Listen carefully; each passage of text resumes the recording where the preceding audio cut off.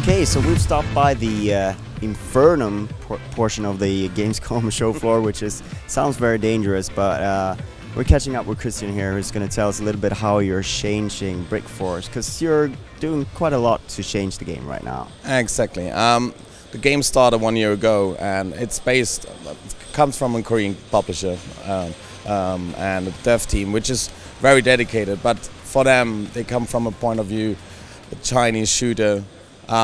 For them, pay to win is completely fine, but our fans, our community, they don't like it pay to win.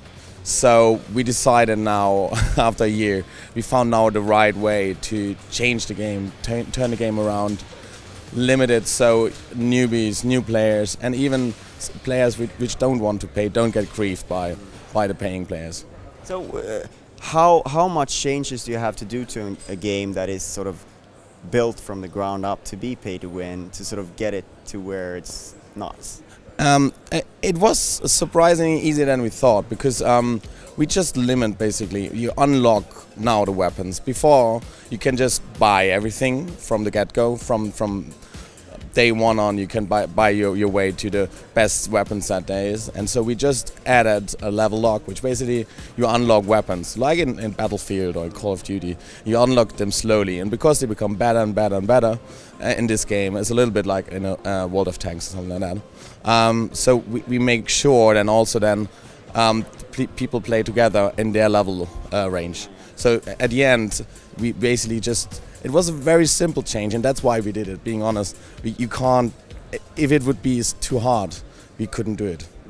So I suppose like that's one thing. All the players who will have now a better experience, but those players who paid and who love to grieve those newbies, and what is their experience going to be? They're going to play against other players who have all the same stuff now. Exactly. So we know that. The funny thing is, really, we checked and. At the top end, all the players were payers, and being honest, some of them were really happy with the game, so how it is. It's not just of grieving people, but also they are. I mean, a lot of people are fine with that, but we wanted the game to become bigger because we think it has a great potential. It's the basic idea is great, and we love the style of the game. We just want to take it to the next level. And monetization is just the first step. We want to go away a little bit because at the moment it's building and Counter-Strike style.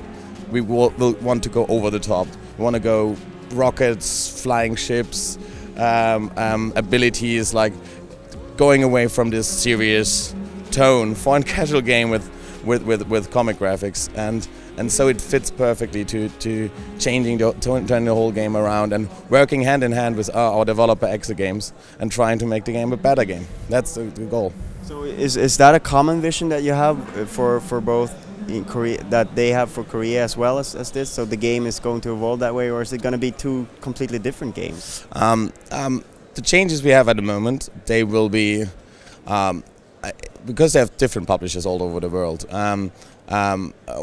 I'm not sure yet if other one take it over, because in Indonesia, in other territories like Korea, I'm not sure they will take the same approach. But it's all right, because jetpacks and that stuff, the fun stuff, the jetpacks and that stuff. Yeah. Is that been rolled out all over the place? Yeah, that kind of stuff we plan to do for every country. We will meet up with them, and that's my job. I'm meeting up with them, making sure that these guys are on the same page as us. All right. So, what would you say, like, to someone who's maybe played a little bit of BrickForce and stopped playing it? Yeah. Is it time to jump in now and get back into it? I think it's definitely time to jump back in. It's not. We also will launch with the new monetization season 3, which is about medieval times. There's knights and magicians, and it's a first start of getting a little bit over the top. There's a fire wand, there's like a sorcerer wand which functions a little bit like a rocket launcher, and that kind of stuff. There's traps and that kind of stuff. So we already go over the top. So yeah, there is a lot of things to come back, but we will add much more over the next month, and I think that's a really important thing. We now think we get the game back on track, and because it was like we were blocked basically, we were not happy about the monetization, so we didn't do too much on the content side. Now we have the time, and now I think it's the right opportunity to do that. And that's a great thing about free-to-play games. It's a service, so even after 1 year you can say, okay, wait, something is wrong. Let's have a look and try to make it better. And I think that's a great thing about free-to-play, that you can go back and redo the game basically.